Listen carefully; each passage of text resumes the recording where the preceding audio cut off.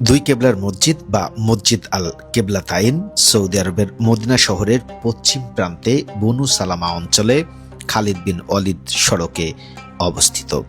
এটি ইসলামী ইতিহাসের অত্যন্ত গুরুত্বপূর্ণ একটি প্রাচীন মসজিদ। আপনারা দেখছেন দুই কেবলার মসজিদ। ইসলামের আদি তিনটি ঐতিহাসিক মসজিদের অন্যতম এটি। এই মসজিদে নামাজরত অবস্থায় মহানবী হযরত মুহাম্মদ সাল্লাল্লাহু আলাইহি সাল্লাম আল্লাহর পক্ষ থেকে কেবলা পরিবর্তনের ওহী বা নির্দেশ পান। পূর্বের নির্দেশ অনুযায়ী তখন জেরুজালেমের বাইতুল মুকাদ্দাস বা মসজিদুল আকসার দিকে মুখ করে নামাজ পড়া হতো।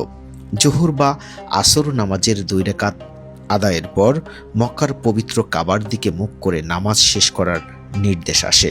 রাসূল সাল্লাল্লাহু আলাইহি সাল্লাম তার সাথে থাকা মুসল্লিরা নামাজের মধ্যেই ঘুরে মক্কার কাবার দিকে কেবলা ঠিক করে নেন। এই ঘটনার স্মরণেই একে দুই কেবলার মসজিদ বা কেবলাতাইন বলা হয়। আজ আমরা আপনাদেরকে এই দুই কেবলা মসজিদের পুরো ইতিহাস জানাবো এবং এই দুই কেবলা মসজিদে ঘুরে ঘুরে আপনাদের বিস্তারিত পুরো ইতিহাসটুকু দেখার পাশাপাশি এই মসজিদের স্থাপত্য শৈলী সম্পর্কে দেখাবো এবং আপনাদেরকে ধারণা দেওয়ার চেষ্টা করব। প্রিয় দর্শক, এই মুহূর্তে আমি রয়েছি দুই কেবলার মসজিদে। আমার পেছনে দুই কেবলার মসজিদ দেখছেন। এই দুই কেবলার মসজিদের ইতিহাস, ঐতিহ্য এবং কিভাবে এই দুই কেবলার মসজিদের সৃষ্টি হয়েছিল সেই সম্পর্কে আজ আপনাদেরকে জানাবো। এই মসজিদে নামাজ আদায়ের সময় কেবলা বদলের আদেশ দেওয়া হয়। নামাজ পড়তে দাঁড়িয়ে ওহী পাওয়ার পর নবী করিম সাল্লাল্লাহু আলাইহি সাল্লাম মসজিদে আকসার দিক থেকে মুখ ঘুরিয়ে নামাজের মাঝখানে মক্কামুখী হয়ে নামাজের বাকিটুকু সম্পন্ন করেন। এজন্য এই মসজিদের নাম কেবলাতাইন বা দুই কেবলার মসজিদ। মসজিদটি মদিনা শরীফের পশ্চিম প্রান্তে খালিদ বিন ওয়ালিদ সড়কে অবস্থিত। এই মসজিদের প্রথম নামাজ ছিল মসজিদে বনু সালামা। বর্তমানে মসজিদের ভেতরের মূল অংশ অক্ষত রেখে চারদিকে দালান করে মসজিদটি বাড়ানো হয়েছে। স্মৃতিস্বরূপ বাইতুল মোকাদ্দাসের দিকের কেবলার জায়গাটি দোতলা বরাবর রেখে দেওয়া হয়েছে। পৃথিবী সৃষ্টির শুরু থেকে হযরত ঈসা আলাইহিসসালাম পর্যন্ত নবী রাসূলদের কেবলা ছিল বাইতুল মোকাদ্দাস, কিন্তু নবী করিম সাল্লাল্লাহু আলাইহি সাল্লাম ও সাহাবাদের একাংশ বাইতুল মোকাদ্দাস এবং কাবার দিকে ফিরে নামাজ আদায়ের বিরল সৌভাগ্য অর্জন করেন।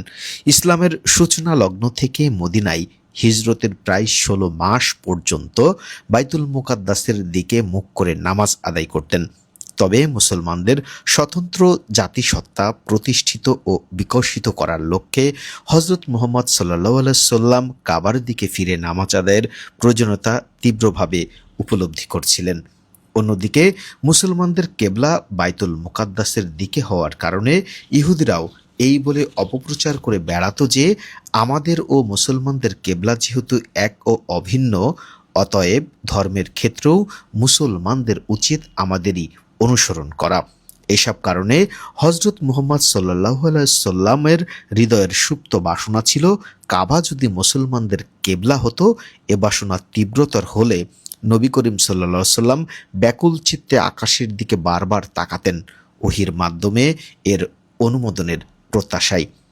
হিজরি দ্বিতীয় সনের শাবান মাসে মতান্তরে রজব মাসের মাঝামাঝি সময়ে হযরত রাসূলুল্লাহ সাল্লাল্লাহু আলাইহি সাল্লাম বেশ কয়েকজন সাহাবী নিয়ে হযরত বিশর ইবনে রাবা রাদিয়াল্লাহু তাআলা এর দাওয়াতে যোগ দিতে বনু সালামায় পৌঁছে জোহরের নামাজ, মতান্তরে আসরের নামাজ আদায়ের জন্য মসজিদে তাশরিফ নেন। নামাজে ইমাম ছিলেন হযরত মুহাম্মদ সাল্লাল্লাহু আলাইহি সাল্লাম আর মুক্তাদি ছিলেন সাহাবায়ে কেরাম রাদিয়াল্লাহু তাআলা। দ্বিতীয় ও তৃতীয় রাকাতের মাঝামাঝি সময়ে নবী করিম সাল্লাল্লাহু আলাইহি সাল্লামের আন্তরিক ইচ্ছার বাস্তবায়নে হযরত জিবরাইল আলাইহিস সালাম ওহী নিয়ে অবতীর্ণ হন। ওহীতে বলা হয়, হে মুহাম্মদ, আপনি নিজের মুখ মসজিদে হারামের দিকে ফেরান এবং মুসলমানগণ তোমরা যেখানেই থাকো সেদিকে নিজেদের মুখ ফেরাবে। আল্লাহর নির্দেশ হযরত রাসূলুল্লাহ সাল্লাল্লাহু আলাইহি সাল্লাম ও সাহাবায়ে কেরাম রাদিয়াল্লাহু তাআলারা 4 রাকাত বিশিষ্ট নামাজের 2 রাকাত কাবা শরীফের দিকে ফিরে আদায় করেছিলেন। তাই এ মসজিদ ইসলামের ইতিহাসে মসজিদে কেবলাতাইন বা দুই কেবলা বিশিষ্ট মসজিদ নামে সুপরিচিত ও সমাদৃত হয়। দুই কেবলা মসজিদের ভেতরের নকশা, কারুকার্য খচিত যে সমস্ত ডিজাইনগুলো এখানে রয়েছে এই মসজিদের ভেতরে, যা দেখলে আপনাদের হৃদয়ে শান্তি দেবে। অসম্ভব সুন্দরভাবে এবং এতটা নান্দনিক ডিজাইনের অভিজাত্যের মাধ্যমে এটি করা হয়েছে। যদি আপনারা এর ভেতরের পুরোপুরি দৃশ্য না দেখেন বুঝতে পারবেন না। দ্বিতীয় হিজরি মোতাবেক 623 খ্রিস্টাব্দে বনি সালামা অঞ্চলের মসজিদটি হজরত মুহাম্মদ সাল্লাল্লাহু আলাইহি সাল্লাম ও সাহাবারা নির্মাণ করেন। পরে খলিফা ওমর ইবনে আব্দুল আজিজ রাদিয়াল্লাহু তাআলা 100 হিজরিতে মসজিদে কেবলাতাইন পুনর্নির্মাণ করেন। এরপরে সুজাই শাহিন আল জামালি 893 হিজরিতে সাত সহ মসজিদে কেবলাতাইন পুনর্নির্মাণ করেন। এর 57 বছর পর তুরস্কের উসমানী খলিফা সুলাইমান আল কানুনি 950 হিজরিতে আগের তুলনায় বৃহৎ আয়তনে মসজিদটি পুনর্নির্মাণ করে দেন। মসজিদে কেবলাতাইন অন্যান্য বৈশিষ্ট্যের অধিকারী, যা অন্য কোনো মসজিদে নেই। নবী করিম সাল্লাল্লাহু আলাইহি সাল্লামের যুগ থেকে দীর্ঘকাল পর্যন্ত এই মসজিদে দুটি মেহরাব তথা ইমামের দাঁড়ানোর স্থান ছিল, যার একটি বাইতুল মুকাদ্দাস মুখী, অন্যটি কাবা ঘরমুখী।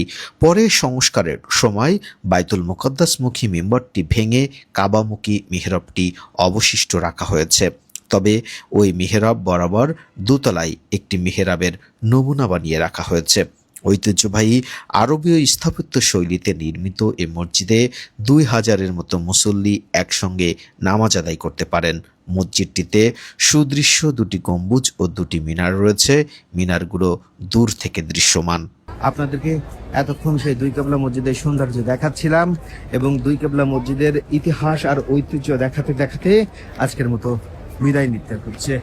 অন্যদিন অন্য যে কোনো পর্বে কিংবা নতুন কোনো ইতিহাস ঐতিহ্য নিয়ে আপনাদের সঙ্গে হাজির হব আমি শেখ জাকির।